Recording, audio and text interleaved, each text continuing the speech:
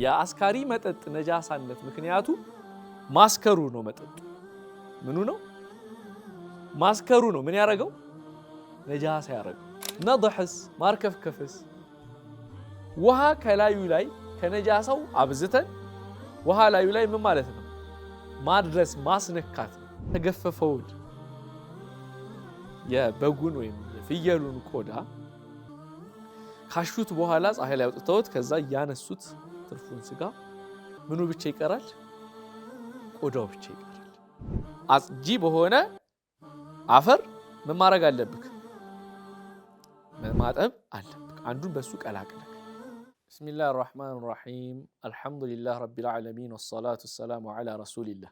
ክቡራን የአፍሪካ ቲቪ ተመልካቾቻችን ይህ በተከታታይ እየተማማርን ያለነው ሙኽተሰር ሰጊር የሚባል የፊቅህ ትምህርት ነው። ይህ ፊቅህ ኪታብም ደግሞ ባለፈው ትምህርታችን የነጃሳ አይነቶች ምን ምንድን ናቸው የሚለውን አይተን ነበር ያጠናቀቅ ነው።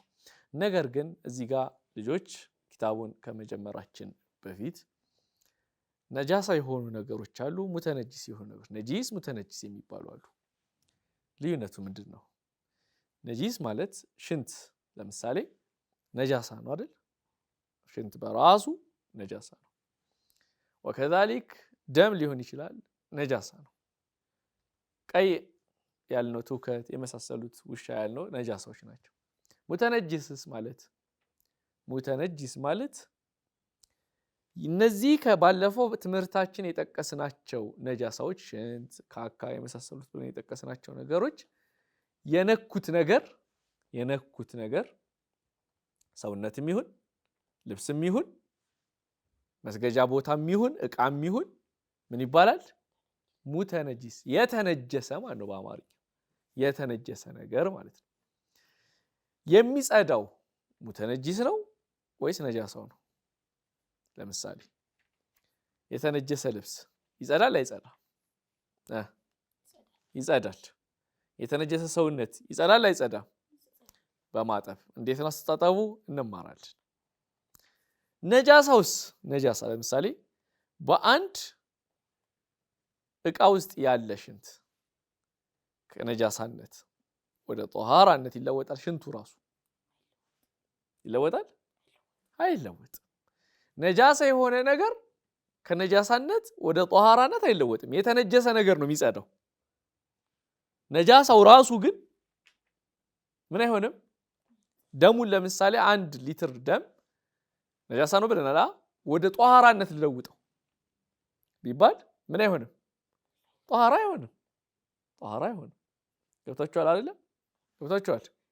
طيب ይህን ካልን ነገር ግን 2 ነጃሳዎች ወደ ጧሃራነት ይለወጣሉ። ዛሬ መጀመሪያ የምናየው ስለሱ ነው። እስኪ አንዱን ፈስል መጀመሪያ ያነብልናል እሱ። ቢስሚላህ وتطهر الخمر إذا تخللت بنفسها وكذلك نبيذ من التمر والزبيب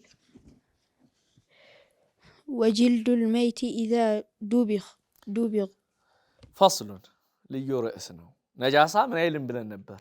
ነጃሳው ራሱ ምን አይልም አይጸዳም ብለን ነበር። ግን አለ ኪታባችን ወተطهر الخمرة አስካሪ መጠጦች ኸምር የወይን ጠጅ ማለት ነው። በወይን የተጨመቀና የተሰራ ኸምር ይጸዳል፣ ጧሃራ ይሆናል። መቼ? إذا تخللت بنفسها በራሱ ጊዜ ወደ ኸልነት ከተለወጠ ምን ማለት ነው? እናብራራዋለን። ወከዛሊክ ልክ እንደ ወይን ጠጅ ወይም የወይን አስካሪ መጠጥ ሁሉ አነቢዙ አስካሪ መጠጥ ሚነ ተምሪ ከቴምር የተሰራ ወዘቢቢ በዘቢብ የተሰራ አስካሪ መጠጥም ምን ይላል? ይጸዳል ነው። ምን ማለት ነው? ወይም አስካሪ መጠጦች ወደ ምን የተለወጡ ጊዜ ይጸዳሉ? ወደ ኸልነት። ኸል ምንድን ነው? የኸምር ወይም አስካሪ መጠጦች ፕሮሰስ አላቸው። ወይም ወደ አስካሪ መጠጥነት የሚለወጡት ቀስ በቀስ ነው። እንዴት? መጀመሪያ ሰውየው ለምሳሌ ውሃ አለ። ውሃው ላይ ለምሳሌ በገብስ ከሆነ ወይ በቴምር ከሆነ ቴምሩን ይከተዋል። ከዛ ቴምሩን ከከተተው በኋላ ያንን ቴምርና ውሃ ተገናኙ አይደለ? የሚያፈላው በደንብ የሚያፈላውን መሳሪያ ይከትበታል። ዛሬ ላይ የተለያዩ ኬሚካሎች አሉ። አሁን አገራችን ላይ በባህላዊ መንገድ ጌሾ ምናምን የሚባሉ ተክሎችን ሲከቱ ያ ቴምርና ውሃ በአጭር ቆይታ ወደ ምንነት ይለወጣሉ? ወደ አስካሪ መጠጥነት ይለወጣሉ። መጀመሪያ ጧሃራ ነበር አልነበረም? ሳይፈላ በፊት ነበር። አሁን ግን አስካሪ መጠጥ ሲሆን ምን ሆነ? ነጃሳ ሆነ። የአስካሪ መጠጥ ነጃሳነት ምክንያቱ ማስከሩ ነው። መጠጡ ምኑ ነው? ማስከሩ ነው። ምን ያደረገው? ነጃሳ ያደረገው። ገብታችኋል? ልክ አሁን አስካሪ መጠጥ ሲሆን ነጃሳ ሆነ። ይሄ አስካሪ መጠጥ አሁንም መፍላቱን ያቆማል? አያቆምም። አሁንም እየፈላ ውሃው ምን ነው? ኸምሩ ወደ ምንነት ይለወጣል? ወደ ኸልነት ይለወጣል። ስንት ነገሮች ተከሰቱ? አሁን 3። መጀመሪያ ውሃውና ቴምሩ እንደተቀላቀሉ ሳይፈሉ በፊት ጧሃራ ነበር። ምክንያቱም በዛን ሰዓት ቢጠጣ ምን አይልም ነበር? አያሰክርም ነበር። ወይም ጠጅ የሚሰሩ ሰዎች ማሩንና ውሃውን እንደቀላቀሉት የዛኔ ቢጠጣ ምን አይሆንም ነበር? ብርዝ ነበር፣ አያሰክርም ነበር። ነገር ግን በቆይታ በሚያፈሉት ነገሮች ወደ ምንነት ይለወጣል? ወደ ጠጅነት፣ ወደ አስካሪ መጠጥነት ይለወጣል። ይህ አስካሪ መጠጥነት ደግሞ ቆይቶ ወደ ምንነት ይለወጣል? እየፈላሁንም ስለሚቀጥል ወደ ኸልነት ይለወጣል። ኸል ምንድን ነው? የአስካሪ መጠጥ በጣም ሲፈላ ማስከሩን ይተውና ወደ ቆምጣጣነት፣ በጣም ኃይለኛ ቆምጣጣነት። በድሮ ጊዜ አረቦች ራሱ እንደ ወጥነት ከሚጠቀሙባቸው አንዱ ነገሮች መካከል እንደ ማባያ ማለት ነው ከሚጠቀሙባቸው ነገሮች መካከል አንዱ ኸል ነው። ግልጽ ነው። ኸልነት ደግሞ የሚከሰተው ምንን ሲያልፍ ነው? ምን የሚባለውን እርከን፣ ምን የሚባለውን ደረጃ ሲያልፍ ነው? ኸምርነቱን ወይም አስካሪነቱን ሲያልፍ ወደ ምንነት ይለወጣል? ወደ ቆምጣጣነት፣ ወደ ኸልነት ይለወጣል። አሁን ኸል ገብቷችኋል? ኸል ገብቷችኋል? ኸል እንደ ምንነት ይጠቀሙበት ነበር አልኳችሁ። የሚበላ ነገር ደግሞ ነጃሳ አይደለም። ግልጽ ነው አይደል? طيب ስለዚህ ያሉ ዑለሞቹ ወልኸምር ኸምር إذا ተኸለለት ወደ ኸልነት ከተለወጠ መቼ? ቢነፍሲሃ በራሱ ጊዜ። እንዴት በራሱ ጊዜ ማለት ምንድን ነው?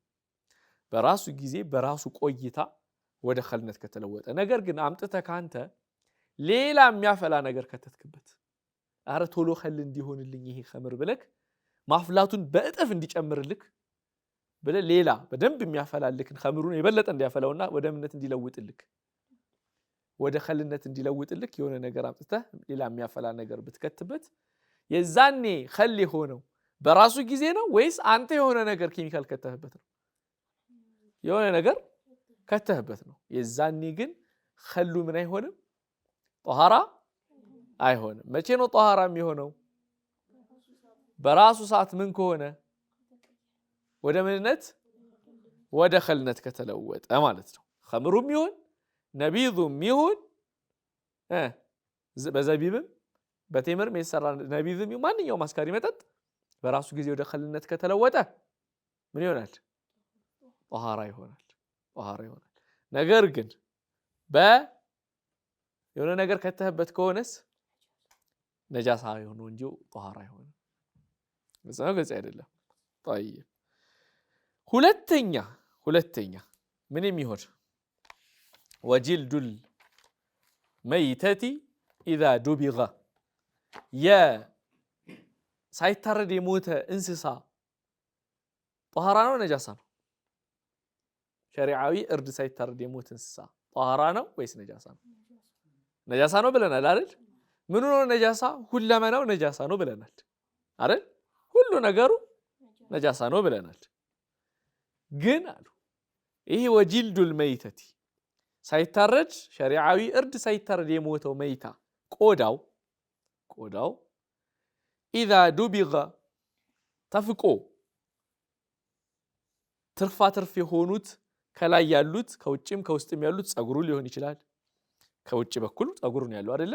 ጸጉሩ ከውስጥ በኩል ደግሞ ሲገፈፍ አይታችኋል። በግ ምናምን ቆዳው ላይ የሚኖሩ ትርፍ ነገሮች የሉ?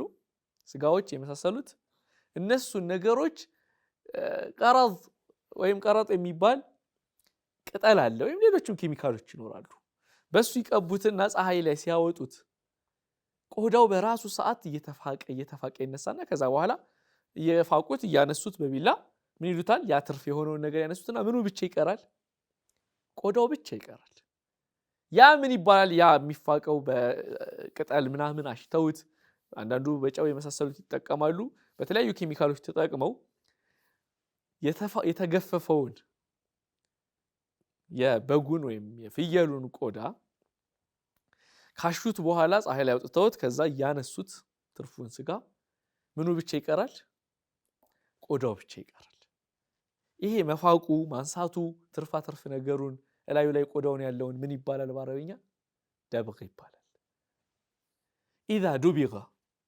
የተነሳ ጊዜ ትርፍ ስጋው ቆዳው ላይ ያለው የተለጠፈው ስጋ የተነሳ ጊዜ ደብግ የተደረገ ጊዜ ውጫዊውንም ውስጣዊውንም ደብግ ተደርጎ ታሽቶ ተፍቆ ከተነሳ በኋላ የዛን ያንን ቆዳ መጠቀም ይቻላል አይነጅስም ምንድነው ያ ቆዳ ምንድነው ጧሃራ ነው ነጃሳ ጧሃራ ነው ግን መጀመሪያ ባይፋቅ ኖሮ ነጃሳ ነበር አልነበረም ነበር ልክ ደብግ ሲደረግስ ጧሃራ ሆነ ሲፋቅ ምን ሆነ ጧሃራ ሆነ ገብታችኋል ልክ ግን ተፍቆ ሲጨርስ ምንድነው የሚሆነው ያ ቆዳ እንደተነጀሰ ነው የሚሆነው እንደተነጀሰ የተነጀሰ ነገር ይጸዳል አይጸዳም ይጸዳል ማለት ምንድነው የሚያረጉት ማለት ነው ከፋቁና ካነሱለት በኋላ ቆዳውን ምንድነው ማድረግ የሚጠበቅባቸው እላዩ ላይ ለመስገድ እዛ ቆዳ ላይ ማጠብ ነው ማለት ነው ልክ እንደተነጀሰ ልብስ እንደተነጀሰ ነገር ነው የሚቆጠረው ይታጠብና ከዛ በኋላ ያን ቆዳ ምን ያረጉበታል ይጠቀሙታል አሁን የሚሰሩ የቆዳ ጫማዎች የቆዳ ልብሶች የመሳሰሉት አንዳንድ የድሮ ባህላዊ የሆኑ ወንበሮችን ካያችሁ በቆዳ ምን ተብለዋል የተሰሩ ወንበሮች አይታችሁ ታውቃላችሁ አንዳንዱ ደግሞ ግድግዳ ላይ የሚሰቅሉት የቆዳ አይታችሁ አታውቁም ቆዳ ነገሮች እነሱ አይነት ነገሮች መጀመሪያ ምን ተደርገው ነው ደብግ ተደርገው ነው ግልጽ ነው እላዩ ላይ ያሉት ስጋዎች ምናምን ምን ተደርጎ ነው ተነስቶ ነው ማለት ነው ስለዚህ አሁን ነጃሳ ሆኖ በምን መንገድ ነው የሚጸዳው ብለናል ነጃሳ ሆኖ ስንት ነጃሳዎች ናቸው ሊጸዱ የሚችሉት ብለናል ሁለት አንደኛው ኸምር ሁለተኛው መይታ የመይታ ቆዳ ወይም ሸሪዓዊ እርድ ሳይታረድ የሞተ ቆዳው ብቻ እንጂ አንጀቱ ጨጓራ የመሳሰሉት በምንም መልኩ ሊጸዳ አይችልም ምኑ ብቻ ናት ቆዳው ብቻ ናት ልትጸዳ የምትችለው እሱም ምን ከተደረገ ደብግ ከተደረገ እላዩ ላይ ያሉት ቆዳው ላይ ያሉት ነገሮች በሙሉ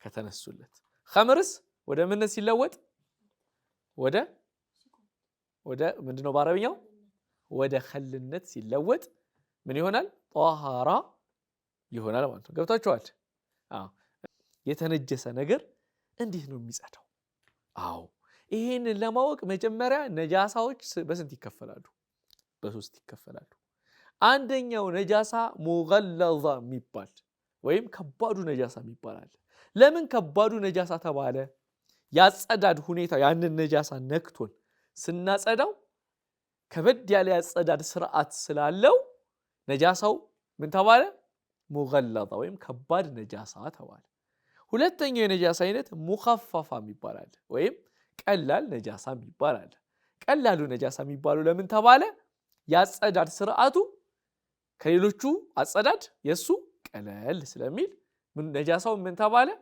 ቀላሉ ነጃሳ ተባለ ሌላው ደግሞ ከሁለቱ ውጭ ያሉት ደግሞ መካከለኛ ነጃሳ የሚባልም አለ አጸዳዱ መካከለኛ ስለሆነ ከላይኛውና ከከባዱ ነጃሳና ከቀላሉ ነጃሳ አንፃር የዚህ አጸዳድ ምን ስለሆነ መካከለኛ ስለሆነ ነጃሳው ምን ተባለ መካከለኛ ነጃሳ ተባለ ገብታችኋል አሁን የምናየው የከባዱ ነጃሳን አጸዳድ ነው ወኢዛ ተነጀሰ የተነጀሰ ጊዜ ሸይኡን አንድ ነገር ልብስ ሊሆን ይችላል ሰውነት ሊሆን ይችላል መስገጃ ስፍራ ሊሆን ይችላል የተነጀሰ ጊዜ አንድ ነገር ቢበውሊ ከልቢን በውሻ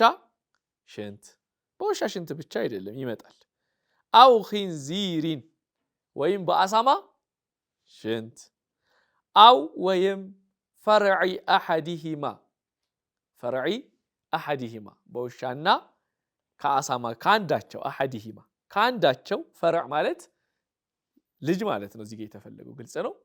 የውሻ ከውሻ የተወለደ ልጅ ከአሳማ የተወለደ ልጅ ፈርዑ ልጅየው አሐዲሂማ የውሻ ወይም የአሳማ ፈርዕ ግልጽ ነው። ካንዳቸው ሲባል ምን ማለት ነው? ለምሳሌ ውሻ ከቀበሮ ሊሆን ይችላል ወይ ከተኩላ ጋር ሊሆን ይችላል። ልጅ ቢወልዱ የውሻና የውሻ ልጅ ነው ወይስ የውሻና የቀበሮ ወይ የተኩላ ወይ የተኩላ አይደለ? ግን የሚታየው ይሄ ልጅ ከውሻ የተወለደ ነው ወይ አባት ወይ እናት ምንድነው? ውሻ ስለሆነ የሚይዘው ምንድነው? እንደ ውሻው ነው። ገብታችኋል? አሳማውም እንደዛው ማለት ነው። ገብታችኋል? አው ፈርዕ አሐዲሂማ ወይም የውሻ ወይ የአሳማ ልጅ አው ሉዓቢሂ ወይ የውሻውና የአሳማው ለሃጭ አው ረውሲሂ ወይም ካካው አው ዐረቂሂ ወይም ላቡ አው በደኒሂ ወይም ሰውነቱ ወሁወ ረጥቡን ሰውነቱ ምን ሆኖ እርጥብ ሆኖ ቢነካ ቢነጀስ አንድ ነገር እነዚህ ነገሮች ነክተውት ወይ የውሻ ሽንት ነካክ ወይ የውሻ ካካ ነካክ ወይ የውሻ ላብ ወይ የውሻ ለሃጭ ወይ የውሻው እርጥብ ሆኖ ነካክ ወይ ውሻው ደረቅ ነው ግን ያንተ እጅ እርጥብ ሆኖ ውሻውን ነካ የዛኔ ከተነጀሰ ተነጅሰሃል። እንዴት ነው የምታጥበው? ጉሲለ ሰብዓን 7 ጊዜ ነው የምታጥበው። ያንን ነገር ስንቴ ነው የምታጥበው? 7 ጊዜ። ኢሕዳሁነ ቢቱራቢን አንዱን በምን ቀላቅለክ? በአፈር ቀላቅለክ። ኢሕዳሁነ ቢቱራቢን ጣሂር አንዱን በንጹህ አፈር ቀላቅለክ። ጣሁር አጽጂ በሆነ አፈር አጽጂ በሆነ እና ንጹህ በሆነ አፈር። አጽጂ ማለት ሰው ያልተነጀሰ አፈር መሆን አለበት። ሁለተኛ ሰው ለተየሙምነት የተጠቀመበት መሆን የለበት። አጽጂ በሆነ አፈር ምን ማድረግ አለብክ? ማጠብ አለብክ። አንዱን በሱ ቀላቅለክ። እንዴት ነው? ሁለት ነገሮች እንድትይዙልኝ ይፈልጋሉ ተማሪዎች። አንደኛ በባለፈው ፕሮግራማችን አሳማ ምንም እንኳን በኢማሙ ሻፊዒ በአብዛኛው የጠቀሱት ልክ እንደ ውሻ ከባዱ ነጃሳ ነው 7 በውሃ 1 በአፈር የሚታጠብ ነው ቢሉ፣ ነገር ግን ኢማሙ ነወዊ ረሂመሁላህ ሳይቀሩ ሌሎችም ትላልቅ ዑለሞች ወይም በሌሎች መዝሐብም ያሉ የአሳማ ነጃሳ እንደምንድን ነው?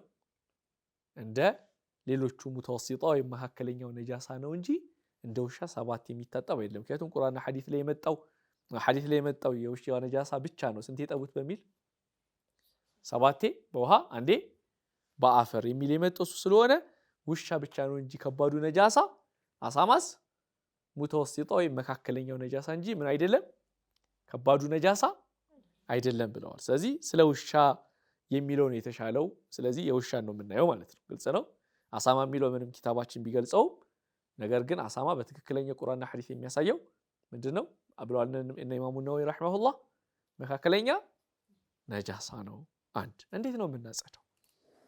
መጀመሪያ ጆጉ ላይ ወይም እቃው ላይ አፈር እንከታለን። ከዛ ላዩ ላይ ውሃ እንከታለን። ውሃውና አፈሩ ምን አለ? ተደባለቀ። ከዛ ያ የተደባለቀው ወደ ጭቃነት ይለወጣል አይደለ? ውሃና አፈር ሲቀላቀል በዛ እሱን ምን ላይ እናፈስበታለን? ያ ውሻ የነካን ነገር ላይ እናፈስበታለን። አሁን ይሄ በአፈርም ማጠብ ነው፣ በውሃም አንድ ውሃም አጠበን ይባላል። በአንድ ውሃም አጠበን ይባላል።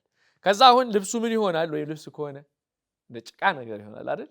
ከዛ ላይ ውሃ እያፈሰስን ሁለተኛ ጥብ። ከላዩ ላይ አንድ የምናፈሰው ውሃ አንድ ይባላል፣ 2 ጭምቅ። ሶስተኛም አራተኛም እያፈሰስን 5ኛም እያል ስንት እናደርሰዋለን? 7 በተግባራዊ መልኩ ስለምናየው ኢንሻአላህ 7 በዚህ መንገድ ይታጠባል ማለት ነው። በዛው ግልጽ አይደለም። አብዛኛው መዝሐብም ከአራቱ መዝሐቦች አብዛኛዎቹ የውሻ ነጃሳ አፉ ብቻ አፍንጫው አካባቢ ብቻ ያለው ሳይሆን ባለፈው እንዳስተማርኳችሁ ሁሉ ነገሩ ነጃሳ ነው የሚለውን ሂደውበታል። ለጥንቃቄም ቢሆን ሲነካን ምን ማድረግ አለብን? ማጣብ ይገባናል። የውሻ እርጥብ ሆኖ ከነካን ሰውነቱ ወይም ላቡ ወይም የመሳሰሉት ከነካን طيب وإذا تنجس التراب يقبضون هذا لا وإذا تنجس التراب آفر كتنجس بالكلب بوشا አሁን ደግሞ የተነጀሰው ምንድነው አፈሩ ራሱ ለምሳሌ ውሻ ሄደና ቤታችን አፈር የሆነ ቦታ አለ ያንን አፈር ምን አለው ነካብን ላሰው ወይ ባፍንጫው ነካካብን አፈሩን ልናጸዳው ብንፈልግስ وإذا تنجس التراب بالكلب አፈሩ ቢነጀስ በውሻ فيكفيه ይበቃናል የዛኔ 7 مرات 7 ጊዜ ማፍሰስ ማጠብ بالماء بوها الخالص بنصوها الخالص ማለት ከአፈር የጠራ አፈር ያልገባበት ማለት ነው ንጹህ በሆነ ውሃ 7 ጊዜ ማፍሰስና ማጠብ ይበቃናል ምክንያቱም አፈር በአፈር አይታጠብም የነካውን የተነጀሰው ምንድነው ልብስ ነው አፈሩ ራሱ ነው እዚህ አፈሩን የምናጥበው ራሱ አፈር ስለሆነ እሱ ላይ አፈር አንከትበት አንጨምርበትም ራሱ አፈር ስለሆነ 7 በምንድነው የምናጥበው በውሃ ነው እንጂ አፈሩን በአፈር አናጥበው አሁን ይሄ የከባዱ ነጃሳ አስተጣጠብ ነው ከባድ ነጃሳ የተባለው 7 በውሃ አንዴ በአፈር ስለሚታጠብ ነው وما تنجس የተነጀሰ ነገር ቢበውሊ صبي በወንድ ህፃን ልጅ ሽንት በወንድ ህፃን ልጅ ሽንት ስለዚህ ምን መሆን አለበት ወንድ መሆን አለበት ህፃን ወንድ ግልጽ ነው ሴት ከሆነ እዚህ ውስጥ አይገባም ሴት ከሆነች